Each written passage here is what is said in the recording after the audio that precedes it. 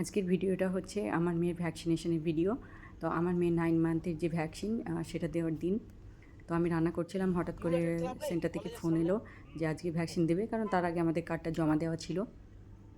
তো আমি আমার বরকে বললাম মেয়ের ভ্যাকসিন আছে, ও অফিসে ছিল। তো অফিসে এলো গাড়িটা নিয়ে, সেই গেলাম ভ্যাকসিন দিতে। তো প্রথমে তো আমার মেয়ে এদিক ওদিক দেখছিল, ও মানে বুঝতেই পারছিল না যে ওকেও মানে ইঞ্জেকশনটা দেবে, ওর ব্যথা পাবে। প্রথমে চুপচাপই ছিল।